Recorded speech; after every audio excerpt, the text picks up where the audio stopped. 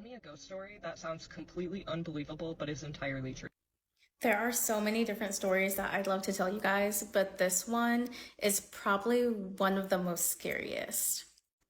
So I don't live with them now. About 6 years ago, my son and we moved back in to my parents' home.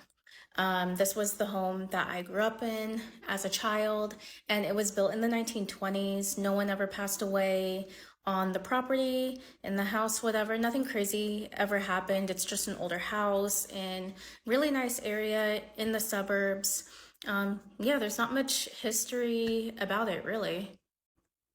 Growing up, my mom and I always had just like either weird dreams or we thought that we would see something and sorry, my cat.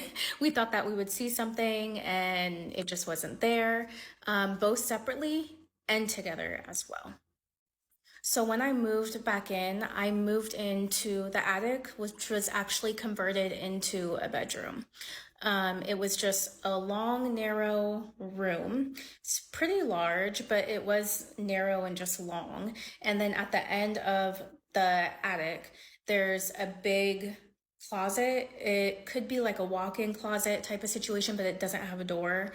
Um, yeah, my dad would just put a cloth or, like fabric over it because we just stored a whole bunch of crap back there. One of the reasons why I hated the attic growing up is because it just was kind of dark up there. And also that area, the closet area, was just really weird. Like it would always give me a weird vibe.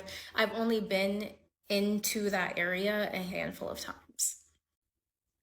So this is important to know. Like the way that you would get into the attic is so you have like the front door.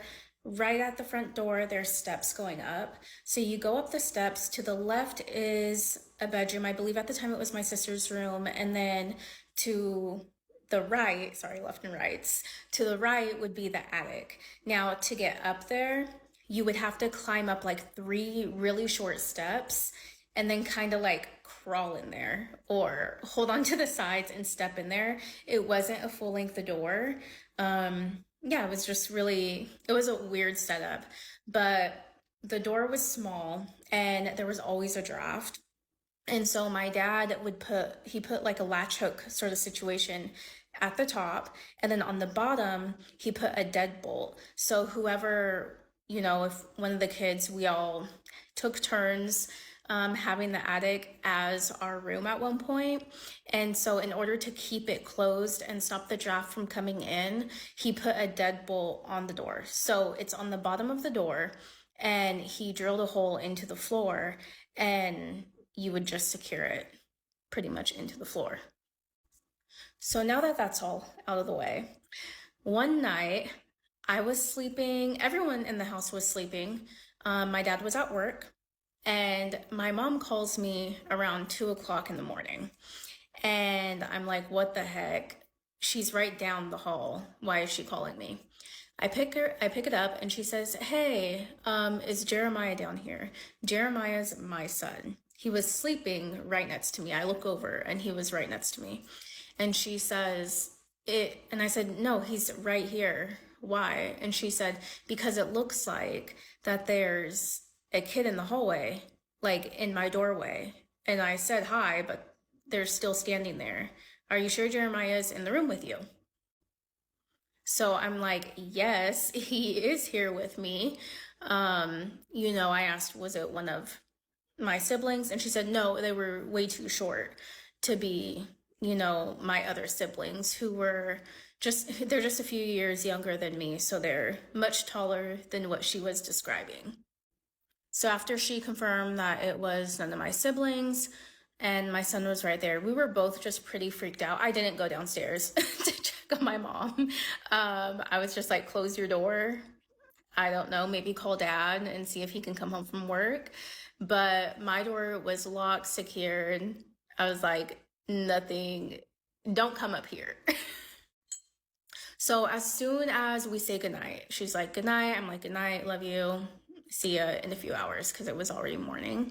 Right as soon as that happened, my door, the door that is bolted just swung open and hit the wall behind it. And so it's just like if you just take a door, swing it open, and it hits the wall behind it. It hit the wall so hard.